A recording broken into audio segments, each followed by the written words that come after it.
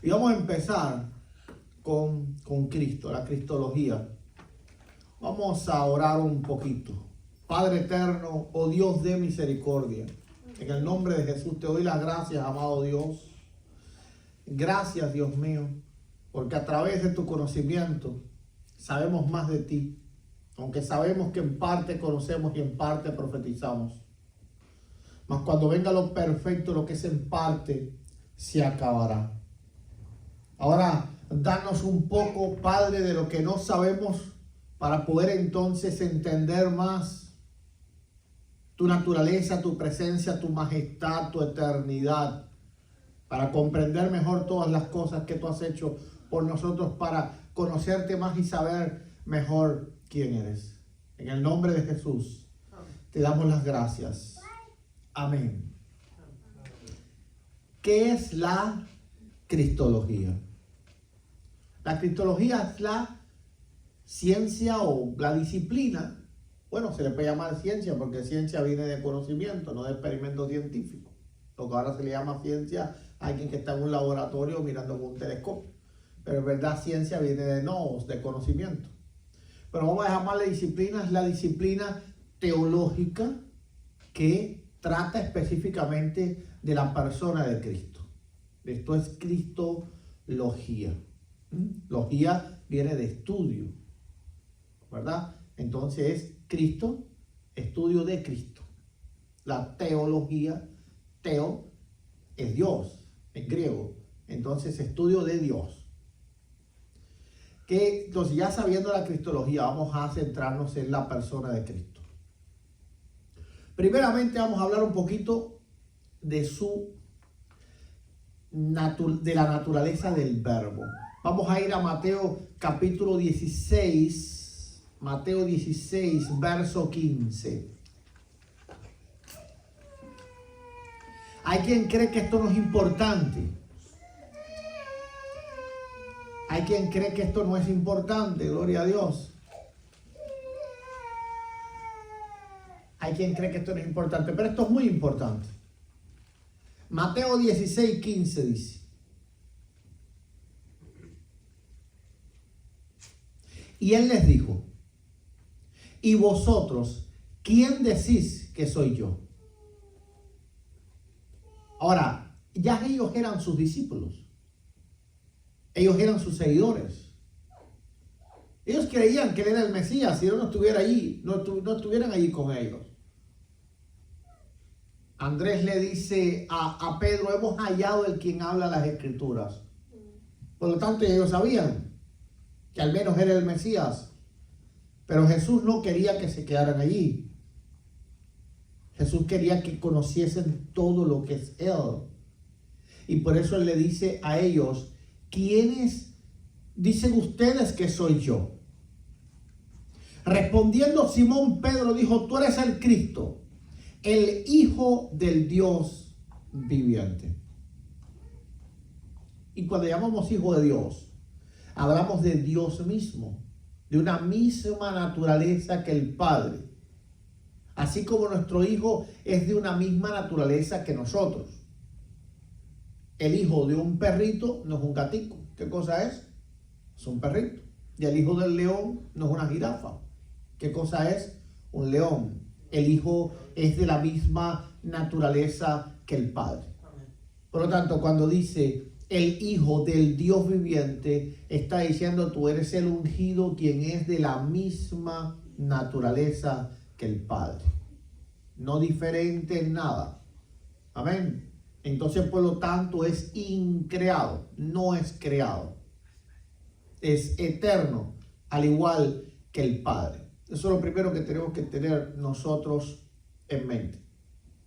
Ahora, por cuanto es de la misma naturaleza que el Padre, es preexistente. ¿Qué quiere decir preexistente? Que existía antes del propio conocimiento de su existencia. Porque antes de la encarnación, nadie sabía que existía el Verbo. Pero Él no comenzó a existir desde que conocemos, valga la redundancia, su existencia, sino que existía desde antes. Y esto es importante comprenderlo, porque hay algunas ramas del cristianismo que creen que Él comenzó a ser Dios en ese mismo momento. Él simplemente era un hombre cualquiera, Fermín, pero Fermín le cayó bien al padre, lo hizo su hijo, y ahora entonces Fermín tiene algún tipo de naturaleza divina, pero eso no es lo que dice la Escritura. Vamos primero a estudiar, al final yo les respondo preguntas si tienen algún tipo de pregunta. Vamos a ir a Juan capítulo 1, claro está.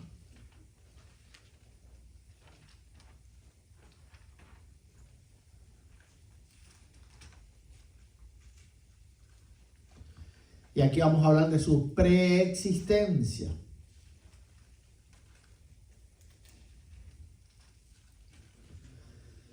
Dice Juan 1:1. En el principio era el verbo. Ahora, ¿qué significa en el principio? ¿Qué significa? El principio allí no es una unidad de tiempo. ¿Por qué? Porque es el principio cuando no existía nada, no el principio desde que comenzaron a existir las cosas. Porque parece lo mismo, pero no es lo mismo. El principio del cual está hablando Juan es el principio no de tiempo. Por ejemplo, cuando tú dices, en el principio que yo comencé a trabajar aquí, ya eso es un principio de tiempo. Tú estás comenzando a decir, el primer día de trabajo. Pero cuando tú dices, en el principio las cosas no eran así, ahora tú estás colocando un principio antes de que esas cosas existiesen. ¿Oh? ¿Ok? Cualquier cosa que ocurre ahora en la humanidad, cuando tú dices, en el principio no era así, tú estás entonces situando un principio que está antes de las cosas de las cuales tú estás hablando. Bien, claro, también sería un principio de tiempo porque es el lenguaje humano. Solamente te pongo un ejemplo de cuándo es un principio dentro de un marco de tiempo y cuándo es un principio fuera de ese marco de tiempo. Así que cuando la Biblia dice en el principio, no quiere decir la primera vez que comenzaron las cosas, ese principio. Sino quiere decir antes de que las cosas fueran hechas. ¿Y dónde vemos eso? En el primer versículo de Génesis. Si vamos al primer versículo de Génesis, vemos el mismo discurso, el mismo tipo de lenguaje. Porque claramente Juan era un judío y comprendía las cosas. ¿Qué es lo que dice? En el principio creó Dios. Ahora la pregunta, ¿ese principio estaba dentro del tiempo? Pues no, porque entonces el tiempo también es eterno y no fue creado. Dios también creó el tiempo. Por lo tanto, cuando dice en el principio creó Dios, no es dentro del principio de las cosas, sino es antes del principio de las cosas. Así que el libro de Génesis no está hablando de un principio temporal, sino está hablando de un principio eterno. Entonces, entendiendo, en la eternidad, cuando leas ese principio, dices, en la eternidad creó Dios los cielos y la tierra, antes de que las cosas que son mortales o perecederas existiesen. Bien, entonces vamos ahora a 1 Juan 1:1 y vuelve en el principio, en la eternidad, donde el tiempo no existe. Así que aquí está diciendo, en la eternidad, donde el tiempo no existe, era. Y el primer verbo que vemos ahí es era, es decir, el verbo ser. Antes, es importante, dice, y en el principio era el verbo. Era el verbo ser. ¿Qué quiere decir? Que él ya tenía existencia. Él siempre ha existido. En la eternidad, él ya era. No él comenzó a ser. Bien, entonces, ¿qué está diciendo ahí? Él vive para siempre. Y el verbo era Dios, porque ahora el primer era es un sentido de existencia y el segundo era es un sentido de identidad. Él no solo existe desde siempre, sino que quien existe desde siempre no hay un acompañante que tiene Dios ni el arcángel Miguel, sino es Dios mismo. Amén. Entonces hay que comprender ese juego de palabras porque Juan hace casi un trabalengua ahí. En el principio era existencia y el verbo era identidad. Era con Dios. El segundo que pone esa identidad de igualdad. Se me estaba saltando una. Y los espejuelos no me sirven mucho. Lo primero que habla es la existencia y lo segundo que habla es de igualdad, porque nota que dice, en el principio era el verbo, es decir, en el principio existía, la eternidad existía, y el verbo era con Dios, ese con es junto a Él, es decir, igual a Él. Lo que está diciendo que al principio él existía, pero también en el principio Él era exactamente igual a Dios. Era con Dios. Y el verbo era Dios. Aquí vamos la identidad, porque puede ser que tú seas igual a mí, pero no seas lo mismo que yo. ¿Verdad? No sé. Los dos seamos hispanos. Somos hispanos. Bien. Pero no somos lo mismo. Tú eres carpintero y yo soy, yo no sé, lavaplatos. ¿Verdad? Pero ahora, nosotros no solo siempre hemos estado en ese tiempo, sino que también los dos somos hispanos y no somos hispanos, sino que también somos lo mismo. Somos los dos carpinteros. No sé por qué no nos puse a los dos lavaplatos, ¿verdad? Pero me pareció mejor carpintero. Ok. Entonces, eso es lo que está queriendo decir Juan en ese momento. Ahora, esa preexistencia también, vamos a verla en Colosenses 1:16.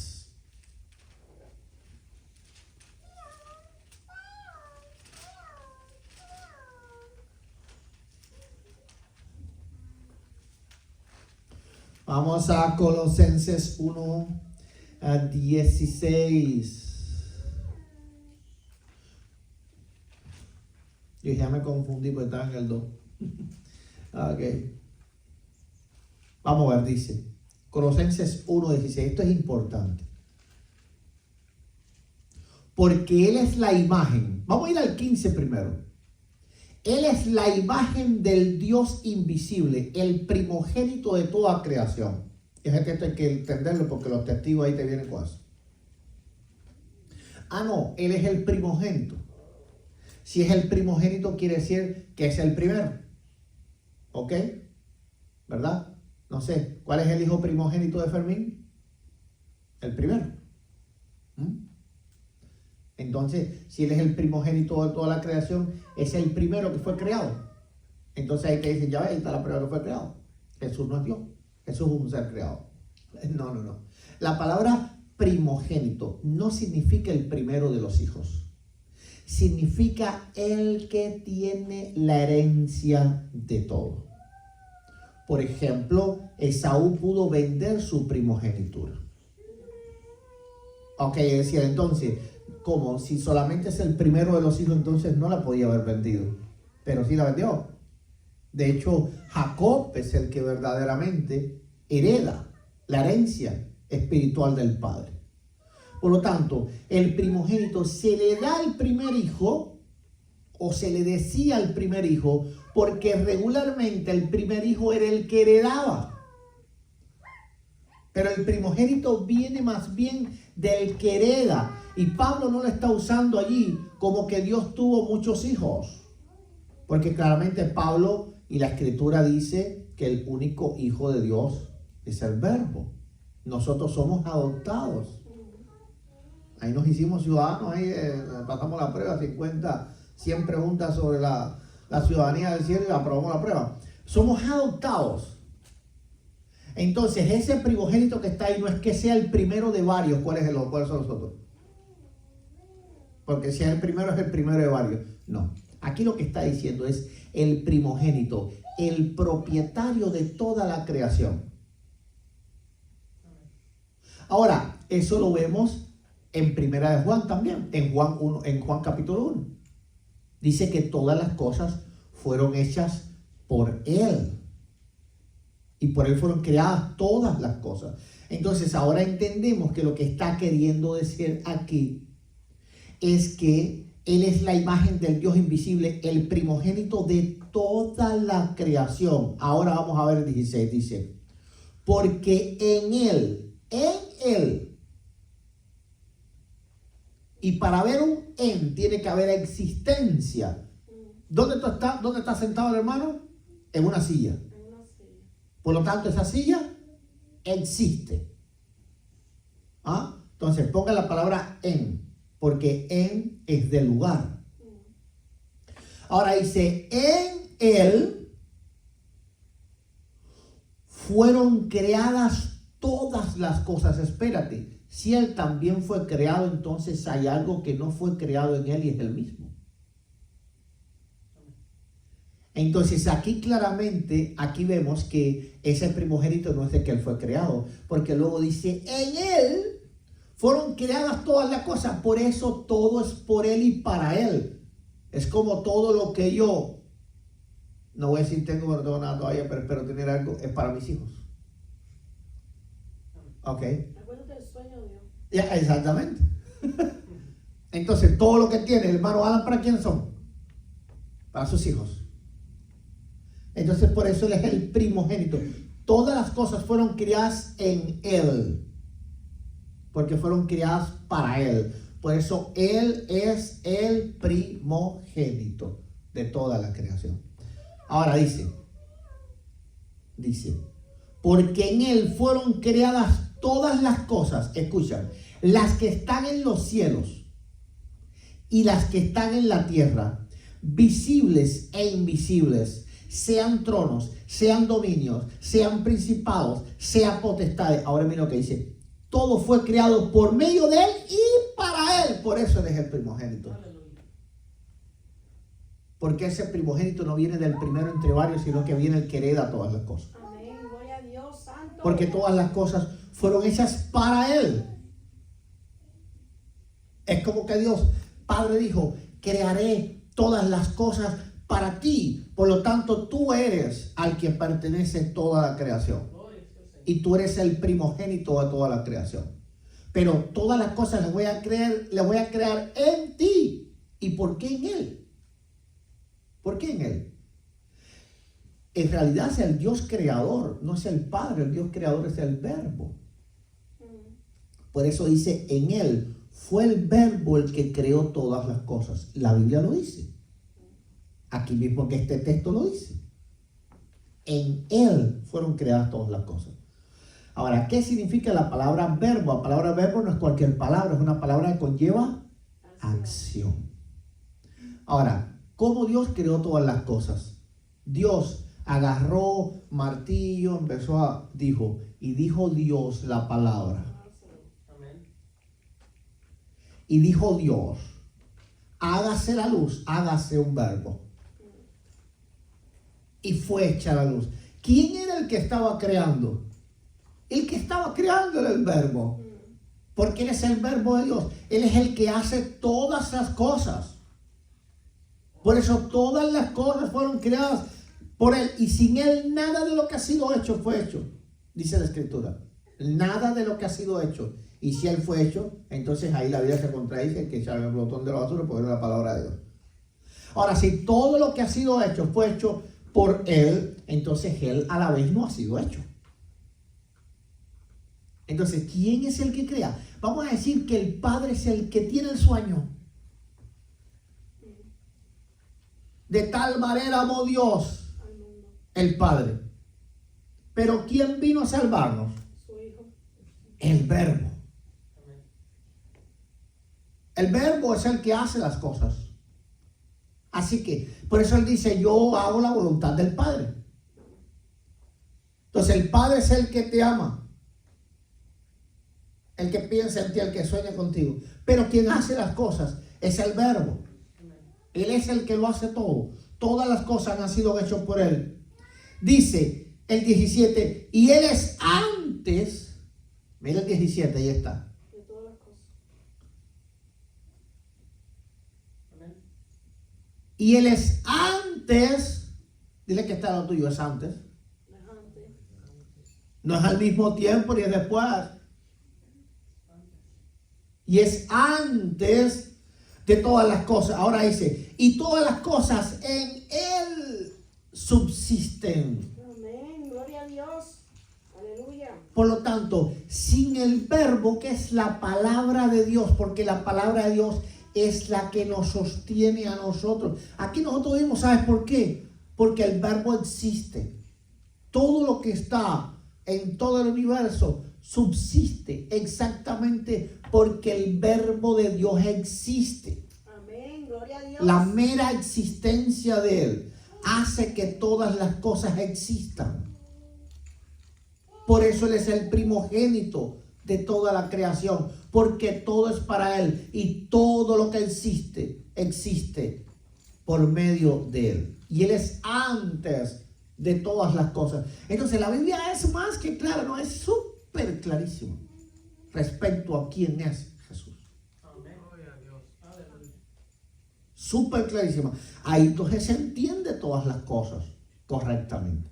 Pero ahí vienen los testigos y te sacan ese besito ahí. Dice Pipe, pero tú no lees lo que viene ahí abajo. Porque si Él fue creado como entonces Él es antes de todas las cosas. Ahí donde está el problema. Amén. Y es la cabeza del cuerpo que es la iglesia. El que es el principio. El primogénito de los muertos. Aquí viene otra vez el primogénito de los muertos. ¿Por qué? Porque a Él pertenece todo. Porque dice, lo que el Padre me da, a mí viene. Por eso es el primogénito de los muertos. Porque todos nosotros fuimos entregados ¿a quién? A Él. Lo que el Padre me da, a mí viene. Y yo no le echo fuera. Entonces ahí comenzamos a comprender qué es lo que sucede en la Biblia. Vamos entonces, ya sabemos, claro, en las clases vamos a ir muy profundamente, pero sé que tengo hasta las 11 de la noche nada más. Ok, no solo bromeo, no me apedreen, gloria a Dios. Recuerden que no vivo yo, más vive Cristo en mí. Ok, entonces ya entendemos eso un poquito por encima, aunque seamos ahí a Filipenses 2. 6 y 8. Y aquí está la encarnación tan importante. ¿Te lo leo? No, yo lo voy a leer. Dice Filipenses 2, 6, 8. El cual siendo en forma, y repite conmigo, en forma. En forma. Bien. ¿Y qué es en forma? El estado. El estado. Por ejemplo, cuando tú congelas agua, ¿en qué forma está esa agua? Forma de hielo, sólida. Cuando la derrites, ¿en qué forma está? Líquida. Ese es el estado. Entonces, lo que está diciendo el apóstol, él es cuando él estaba en el estado de la deidad, es decir, en la eternidad con el Padre.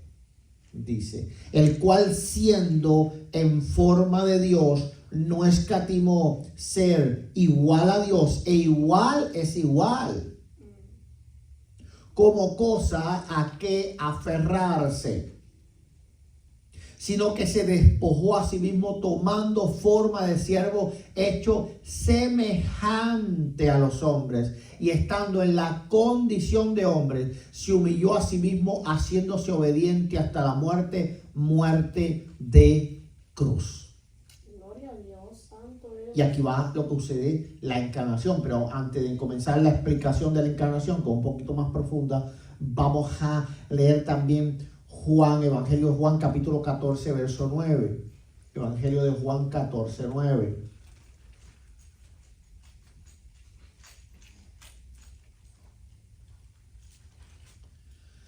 Aquí está la igualdad de él a Dios. Dice, Jesús le dijo, tanto tiempo hace que estoy con vosotros y no me has conocido, Felipe. El que me ha visto a mí, ha visto al Padre. ¿Cómo pues dices? Muéstranos al Padre. Aquí está diciendo claramente que hay una completa al 100% igualdad entre Él y el Padre. Él no es un Dios menor, Él no es un tipo de semidios, no es un ángel, no es un arcángel, no es un serafín, no es un querubín. Es Dios mismo. Quien lo ve a Él, ve al Padre. Y eso es igualdad. Eso es igualdad. Imagínate que el hermano José es jefe de una gran compañía y tiene a su hijo que es, pues, es como su compañero ahí, es como los dos dirigen la compañía. Y llego yo y le digo, quiero ver a José porque tengo que hacer un negocio con él. Y llega el hijo y me dice, no, verme a mí es lo mismo que ver a mi padre. Yo estoy acá. Es decir, no puede hacer nada él que no pueda hacer yo. Ambos somos completamente iguales. Así que viendo uno, lo están viendo los dos. Amén. Gloria a Dios, santo. Aquí donde está el asunto. Y ahora vamos a 1 Timoteo. Santo.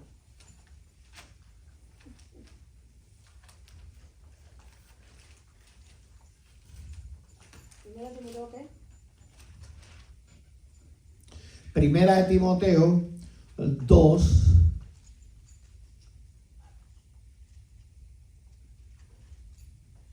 Pues en la segunda, ¿qué trabajito yo pasa? Que siempre computa la primera con la segunda. Ok, 2, Dos, ¿qué? 5. Para entender la encarnación, ¿qué cosa es? 1 Timoteo 2, 5. ¿Por qué era importante que Dios se encarnase? ¿Por qué no vino simplemente Él como Dios, poderoso, y dijo a todos los salvos, el que queda salvo? ¿Por qué es importante que Dios se encarnase? Porque tal vez tú dices, eso es que Dios encarna, eso parece, imagínate nosotros como volvernos unas hormigas porque queremos salvar un hormiguero. Ok, ¿por qué es importante? Bueno, una diferencia más grande todavía, porque hay menos diferencia entre nosotros una hormiga que entre Dios a nosotros. Pero ¿por qué era importante? Era muy importante, la Biblia dice por qué. Porque hay un solo Dios y un solo mediador entre Dios y los hombres, Jesucristo hombre. Al ser Él Dios de la misma naturaleza que el Padre, y al ser tal vez también hombre de la misma naturaleza nuestra, entonces el mediador entre uno y el otro. Porque Él es ambas cosas al mismo tiempo. Amén. Gloria a Dios. Bendito eres, Cristo. Él es ambas cosas al mismo tiempo. Entonces, en Él la humanidad se unió con Dios. Por eso dice que el Padre reconcilió en Él todas las cosas.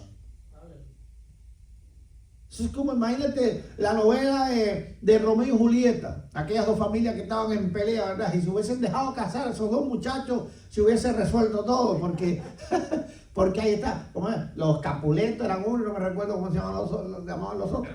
¿Cómo? Los Montescos y los Capuletos, hace como, no hace muchos años estaba en la escuela, como 7 o 8 nomás, no, esto es lo bromeo. Ok, entonces, ¿qué es lo que hace Jesús? Jesús es Dios y hombre al mismo tiempo. Amén. Por lo tanto, al ser ambos al mismo tiempo, es el mediador perfecto. Imagínate que ahora hay un hombre pobre que perdió el trabajo, se volvió loco, se llenó de explosivos y anda en un lugar queriendo explotarse todo. Porque está herido por la sociedad. Y viene alguien a tratar de mediar, no lo haga, no le haga, pero viene alguien bien vestido, con traje y corbata, que se ve que nunca ha pasado trabajo. ¿Va a poder mediar? No va a poder mediar. ¿Qué va a decir ese hombre que está ahí? Eso dices tú. Lo has tenido todo. Porque lo has tenido todo. Entonces, ¿cómo vas a comprenderme a mí? No puede mediar. Pero ahora, ¿por qué Jesús es el perfecto mediador y por qué solo Él puede mediar? Porque Él ha sido como nosotros. Entonces puede mediar perdón, porque sabe lo que es estar en nuestras debilidades sin pecado, por supuesto, pero sabe que es padecer hambre, sabe que es que lo traicionen, ahí el que de su pan comía lo vendió por unas pocas piezas de plata. Entonces, conoce lo que es ser traicionado, conoce lo que es ser humano, y por eso es el perfecto mediador, y nadie más puede mediar sino a Él, porque Él es al mismo Dios y al mismo, de la misma manera, hombre. ¿Ok? Entonces, quedémonos con eso, porque esto ya abre, aquí abre la unión hipostática y un montón de cosas más que lo vamos a dejar, vamos a ir a la semana que viene solamente a hablar de la unión hipostática y de la obra redentora de Cristo. ¿Qué fue lo que pasó en la cruz del Calvario? Porque hay muchísimas teorías de lo que pasó en la cruz del Calvario. ¿Qué fue lo que pasó? Hay tantas teorías. ¿Cómo fue que en realidad Cristo nos salvó? Parece que eso. La que más se escucha es que Él pagó con nuestros pecados. Es decir, es la obra vicaria, ¿verdad? Es la obra vicaria, es el sacrificio sustitutivo. Pero hay muchísimas otras maneras de explicar eso. Y queremos que ustedes profundicen para que sepan bien qué es lo que estudia la teología sobre todo lo que pasó en la obra de Cristo. Así que por favor, no se pierdan el estudio de... no sé si tienen alguna pregunta, yo sé que es tarde para ustedes, ¿verdad? Así que tengan misericordia de ustedes y hagan las preguntas. Yo por mí no, pero ustedes pues mañana tienen que levantarse temprano. Entonces, aunque una pregunta, un valiente, un sacrificado. Tengo una pregunta. Claro. Los que no reconocen al Señor Jesús como Dios mismo, porque eso no solo son los testigos de Jehová, también hay unos cristianos que dicen que ellos no miran en la Biblia que el Señor Jesús sea el mismo Dios, nomás lo miran como hijo, Ya, pero no lo reconocen que sea que Dios mismo. claro.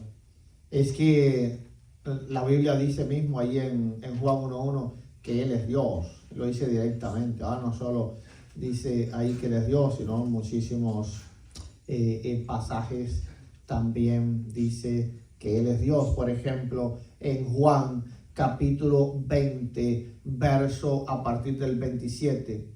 Luego dijo a Tomás: pon tu dedo y mira mis manos, y acerca tu mano y métela en mi costado, y no seas incrédulo, sino creyente. Entonces Tomás le dijo: Señor mío y Dios mío. Ahora, un judío no llamaría a Dios a nadie que no sea Dios, porque esa es la peor, ellos ni siquiera pueden mencionar eso en vano. Esa es la peor blasfemia para un judío. Y de manera especial, un judío como aquellos apóstoles que eran celotes, que eran un tipo de judío muy, vamos a decir que muy recalcitrante. Eran medio rebeldes no en el sentido de que eran malos, sino rebeldes en el sentido que estaban contra Roma y eran muy celosos de la ley. Por eso le decían celotes. Entonces, Tomás le dice: Señor mío y Dios mío. Eso no se le podía decir a nadie por completo. Okay. De hecho, a Jesús lo crucifican porque supuestamente supuestamente no, Él se estaba haciendo igual a Dios. Ahora imagínate que le hubiese dicho: yo soy así directamente Dios. Eso es una terrible. Ahora, ¿qué es lo que sucede con creer que Jesús no es Dios? ¿Y por qué no sería salvo e iría a condenación total el que crea que Jesús no es Dios? ¿Por qué? Porque el creer que Jesús no es Dios es creer que Él no puede mediar por ti. Porque un hombre no puede mediar por ti porque está en nuestra misma condición. ¿Ok? Es decir, imagínate que un delincuente vaya a mediar por ti delante del juez. Aquí yo vengo de abogado. Tiene tanto pecado como uno. Sí, ¿quién tú eres? No, pero yo sé quién tú eres. Estuviste aquí la semana pasada. ¿No viste que robaste gallina ahí en Houston? Ok, ¿cómo tú vas a interceder? No puedes interceder. Porque tú también necesitas intercesor y mediador. Entonces, quien crea que Jesús no es Dios, simplemente está perdido, porque no hay nadie que pueda mediar por Él. Porque para mediar tienes que tener la suficiente justicia. ¿Y qué hombre tiene la suficiente justicia? Ninguno. Ahora, alguien puede decir: no, es que era un hombre, pero era bueno. No. La Biblia dice: entre los hombres busqué uno que hiciera lo bueno y no lo hallé. No hay uno bueno. No hay uno. Ok, entonces, ¿por qué Él puede mediar? ¿Porque era un hombre bueno? ¿Porque era un hombre justo? No. Porque era Dios. Por eso Él puede mediar. Así que no creer que Jesús es Dios es automáticamente quedarse sin mediador y por lo tanto ir a condenación. Y era por eso que esperaban al Cristo ungido, al Mesías o al Rey que los iba a libertar, ¿no? No como algunos debates que he escuchado de usted que le dicen los católicos que la madre de Juan el Bautista lo reconoció como el Hijo de Dios. Realmente lo que estaba reconociendo Claro, exactamente. Los judíos no esperaban a Dios. Los judíos esperaban a un ungido que los iba a librar de los problemas que ellos tienen aquí, es decir, de los mismos que tienen hoy. Exactamente. Pero ¿qué es lo que dicen las profecías? Lo que dicen las profecías es lo contrario. Si vas a Isaías 53. De hecho, por haberse quedado ellos esperando a un Quirios así, un Mesías así, pues se quedaron esperando porque no lo recibieron. Exactamente, exactamente. Y pueden leer muchas cosas, pueden leer Isaías 42, Isaías 43, pero vamos directamente al 53.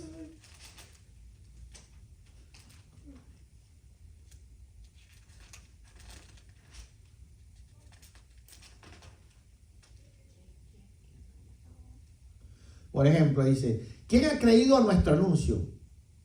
¿Y sobre quién se ha manifestado el brazo de Jehová? Subirá con renuevo delante de él como raíz de tierra seca. No hay parecer en él ni hermosura, le veremos más sin atractivo para que le deseemos. Despreciado y desechado entre los hombres. Varón de dolores, experimentado en quebranto. Y como que escondimos de él su rostro, fue menospreciado y no lo estimamos. Ciertamente llevó él nuestras enfermedades y sufrió nuestros dolores, y nosotros lo tuvimos por azotado, por herido de Dios y abatido. Mas él herido fue por nuestras rebeliones y molido por nuestros pecados, y el castigo de nuestra paz fue sobre él, y por sus llagas fuimos todos sanados. Para que nosotros podamos ser sanados, tenemos que ser sanados ¿por quién? Tenemos que ser sanados por Dios. Amén. Amén. No podemos ser sanados por un hombre, ni por un profeta. ¿Cuántos profetas existieron? Pero ninguno de ellos pudo interceder. Moisés a lo sumo hacía que Dios dejara unos cuantos, pero ni siquiera Moisés podía quitar el castigo. Está bien, no los voy a destruir, pero les voy a mandar unas placas, los voy a hacer trizas todos. ¿Por qué? Moisés no pudo No te preocupes, ahí voy a dejar unos cuantos para que no se extingan completo, que los voy a aplastar como... Moisés no pudo interceder por él. Moisés no pudo interceder por él. Abraham no pudo interceder por Sodoma. No puedes hacerlo. Ningún hombre puede interceder a punto de que Dios no haga la justicia. ¿Por qué? Porque Dios es justo. Entonces, si tú vas a un juez justo y le dices, juez, es que ese violador es mi hijo, y el juez dice, ¿y a mí qué me interesa eso? ¿Cómo tú vas a interceder ante un juez justo para que ese juez justo no castigue lo mal hecho? No puedes hacerlo. Ahora, ¿qué pasa si el mismo juez es el que te defiende? Gloria a Dios, bendito Dios. Por eso la Escritura dice en 1 de Juan capítulo 2 verso 1 que si pecamos, abogado tenemos para con el Padre. A Cristo Jesús. Pero, ¿cómo va a abogar si él mismo también necesita que se abogue por él? Ninguno de los profetas pudieron hacer nada. Es más, la Escritura dice mismo que si viene, dice Moisés y Elías, ¿verdad? Moisés y Elías, los dos, a interceder ante mí, ni aún así yo los escucharía. Así que Dios no va a escuchar ni a Moisés, ni Dios va a escuchar a Elías. Y por eso tantas veces, ahí estaba Jeremías, intercediendo por el pueblo. ¿Pero a dónde fue el pueblo en tiempo de Jeremías? ¿A Babilonia? Ni con lloradera ni con nada. Samuel estaba intercediendo por Saúl. No, Señor, no, perdónalo, déjale pasar esta. ¿Y qué fue lo que dijo Dios? Ya cállate, porque no te voy a escuchar. Ya no llores más. He buscado un hombre que te... Entonces, ¿quién es el único que puede realmente interceder? Cristo. Cristo. ¿Por qué? Porque es Dios mismo. De otra forma no puedes. Ahora, y tú dices, ¿por qué la Biblia me llama a interceder el uno por el otro? ¿Eres tú quien está intercediendo realmente? ¿O acaso la Biblia dice, no vivo más yo, mas vive Cristo en mí? ¿O acaso la Biblia no dice que Él está sentado a la diestra de Dios intercediendo por nosotros? ¿O acaso la Biblia dice que cuando oramos ni siquiera sabemos cómo oramos, sino que es el Espíritu el que intercede por nosotros con gemidos indecibles? Por lo tanto, es Dios mismo el que está intercediendo. No eres tú. Y así como levantó. Tú simplemente eres una trompeta ahí que te arrodillas ahí para que Dios hable. Amén. Eres un instrumento, pero no puedes hacer nada. No puedes hacer nada. Él es el que realmente está intercediendo. Y Él es Dios lo sabe todo. ¿Para qué Él quiere que tú ores? Si Él lo sabe Dice todo. que antes que saca la palabra, Antes que saque la palabra, ya Él lo sabe. ¿Por qué es que Él quiere que tú ores? Porque de esa forma entonces tú tienes comunión con Él. Pero Él conoce todas y cada una de tus necesidades. Inclusive te da más allá de lo que tú pides. O en realidad tú crees que tú alcanzas solo lo que oras y pides. Pues no. Entonces, ¿quién es el que verdaderamente está intercediendo por ti? Es Él. Tú como sierva, como siervo obediente, te hincas y entonces lo que Dios hace es premiar lo que estás haciendo porque eres galardonador de los que le buscan. Pero no fuiste tú quien lo convenciste. Porque no, ese es el pensamiento del católico. El católico cree que a Dios hay que convencerlo para hacernos el bien. El que no escatimonia a su propio hijo, ¿cómo no nos dará juntamente con él todas las cosas? Entonces, ¿tú crees que a Dios hay que hacer? Te convenzo, padre, te voy a convencer que tiene otro. Pues no, si nos dio a su único hijo. Amén. Simplemente hay cosas que tienen que pasar y es su voluntad que pasen. Pero Él es galardonador de los que le buscan. Y si tú intercedes, si tú oras, amén. Y si tú entonces allí intermedias, ¿me entienden? En oración, entonces Dios se compadece, escucha y se compadece. Pero cuando Cristo intercede, no es compadecimiento, es justicia. Gloria a Dios, santo. Porque no es lo mismo. Amén. Ahí mi esposo, imagínate que quiere que yo ayude a alguien. Y viene y me dice, por favor, ¿podías ayudar a las hermanas que tienen una necesidad allá en su país? ¿Y qué es lo máximo que ella puede hacer? Ella lo que puede hacer es que yo me compadezca. Pero ella no puede venir por su justicia y decir, por mi justicia, aquel debe de ser ayudado. Amén. Ahí está el asunto, la diferencia entre nosotros y Cristo, que el cual cuando Él intercede por su justicia. Amén. Gloria a Dios, ese mismo es. Y cuando nosotros intercedemos, lo único que a Dios hace es que compadecerse. Ok, está bien, me voy a compadecer. Pero ni tú te mereces que yo te escuche, ni aquel se merece tampoco que yo le haga aquello. Es más, tú también deberías recibir el mismo castigo que tiene aquel. Pero por cuanto me compadezco, entonces tendré misericordia. Pero Cristo no intercede. Cristo intercede como abogado. El abogado se impone, se interpone ante el juez. Entonces, una cosa es la intercesión de una mamá que está ahí en la corte y dice, señor juez, por favor, ten misericordia de mi hijo. Y otra cosa es el abogado que le dice, ¿cómo es que dicen ellos? ¿Cómo es que siempre dicen los abogados? Su señoría. No, pero ellos tienen una palabra, ¿verdad? Objeción, señor juez. Ya yo pagué por lo que No le hizo. da lugar. No da lugar, dice. No da lugar, señor juez, ya yo pagué por lo que le hizo. Ahí está entonces la diferencia enorme que existe entre la intercesión nuestra y la intercesión de Cristo. Bueno, espero que les haya gustado, gloria a Dios. Yo tenía dos comentarios, pastor, no sé si... Sí, no, yo no tengo problema. Ustedes. Me van a pelear a mí hoy. Te van a mandar las plagas. No sé usted qué piensa acerca de... Dile a tu esposa que interceda por ti en esta hora. He escuchado acerca de Génesis 1:1 y Juan 1:1, lo que es el principio, donde he escuchado el comentario acerca de unos pastores acerca de lo que es el principio en Génesis 1:1, que dicen que es la ley del tiempo que Dios creó para crear todas las cosas bajo esa ley del tiempo, porque sabemos que nosotros estamos regidos por el tiempo, cosa que Dios y Jesús no, e incluso los ángeles sí. Y cuando dice Juan 1:1, en el principio era el verbo, o sea, ya estaba. Si el principio es el principio del tiempo, Jesús en Génesis 1:1, en Juan 1:1 ya estaba, porque dice era. No dice después fue, sino que dice era. No sé qué piensa usted acerca de... No, ese principio de Génesis y el principio no es el principio del tiempo. Ok, porque el tiempo también entra dentro de la creación de los cielos y de la tierra. ¿Ves?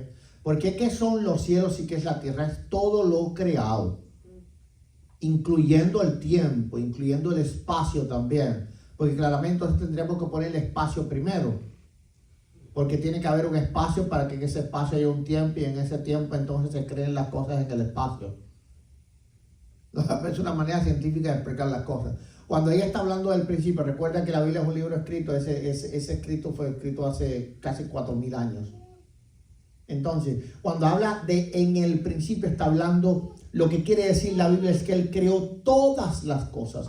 Ahora, si no hubiese dentro de todas las cosas creado el tiempo, estamos hablando que el tiempo sería anterior a la creación y por lo tanto eterno, lo que se contradeciría porque la misma ontología del tiempo es que tuvo un inicio. Ahí mejor hay que explicar Deuteronomio 29. Exacto, entonces, si el tiempo tuvo un inicio, porque es que lo dice, ¿verdad? El día comienza cuando? A las 12 de la noche. Ahí se fue el inicio del día. Todo tiempo tiene un inicio, todo tiempo tiene un principio. Por lo tanto, el tiempo no pudo estar antes del principio. Ese principio es cuando Dios creó todas las cosas, incluyendo el tiempo, incluyendo el espacio. El principio, como yo lo entiendo, es como que exactamente donde dicen el principio es cuando el tiempo inicia. Es lo que yo logré entender. Ok, a ver. Sitúate ahora en este altar. Sitúate este altar. Este altar es la eternidad. Por lo tanto, ahora mismo solo existe la eternidad y no existe nada hacia allá. Suponte eso, ¿verdad? Ok, entonces, cuando habla de en el principio fue cuando Él comenzó a crear, no porque el principio sea un lugar o un estado. Porque cuando lees en el principio, en tu mente viene que había un principio y en ese principio creó Dios los cielos y la tierra. No, porque entonces estarías diciendo que hay algo increado que no es Dios. Y que no fue creado por medio de la palabra, sino que fue creado antes que la palabra creara. Y no se puede entender de esta forma. Cuando habla del principio es en la eternidad. ¿Por qué? Porque para los hebreos y para los griegos también, ¿verdad? Por ejemplo, ¿por qué la Biblia dice, Él es el alfa? Alfa, ¿cuál es la primera letra? ¿Eso quiere decir que tiene un principio? No. Claro, para nosotros en la mente actual, en el principio es principio. Pero para ellos en el principio no era principio. Es difícil imaginar algo Si fuera es lo primero, alfa lo primero. Claro, para nosotros es difícil imaginar algo porque primeramente nosotros estamos bajo el cronos, pero no estaban bajo el cronos, estaban bajo el cairo, no tenían ni siquiera reloj. Ok, entonces el problema de ellos era que ellos decían, Dios, no solo el verbo, sino el Padre también dice, Él es el alfa Y la omega. y la omega. Bien, a ver ahora, entonces, ¿Dios tiene final? ¿O Dios tiene principio? Entonces, ¿cómo podría ser la alfa y la omega? Porque ellos no están hablando de un principio, de un tiempo. Ellos están hablando simplemente el que está antes del principio y el que está después del final, el eterno, el que está fuera del tiempo, es lo que yo quiero decir, no el que está dentro del tiempo en el principio, sino el que está fuera del tiempo, es lo que quiere decir eso específicamente. Sí. Pastor, le decía, ahí como ahí no se podrá comparar como el pasaje donde dice que las cosas que se ven salieron de las que no se ven, más bien como que en ese momento desde que se empiezan a hacer manifiestas las que se ven, son las que tienen principio. Claro, porque, ok, imagínate ahora, a ver, pongo un ejemplo, que yo comienzo a construir una casa. ¿Bien? Imagínense que yo comienzo a construir una casa. Y yo digo, en el principio yo puse los bloques. ¿A qué se refiere ese principio? En el principio, después que yo comencé a poner el primer bloque, o el principio antes de que yo comenzara a poner el primer bloque. Antes. Entonces la Biblia lo que quiere dar es la idea de que antes de todas las cosas Dios hizo todas las cosas. No que Dios hizo todas las cosas cuando empezaron a existir todas las cosas. Aquí es donde viene el asunto. Porque si tú ves el principio como una unidad de tiempo, entonces quiere decir que cuando comenzaron a existir todas las cosas, entonces Dios hizo todas las cosas. Dios sería un ego. Porque dice en Hebreos que Él las hizo por fe, que por la fe Dios hizo la creación, o sea que era antes. Claro, claro, Sí. claro, Sí. claro. Él llama las cosas que no son como si fuesen. Bueno, vamos allá por la otra. Seguimos, gloria a Dios. Aleluya. Ya recibimos un poderoso testimonio, mi hermano José. Un poderoso sermón y un estudio, gloria a Dios.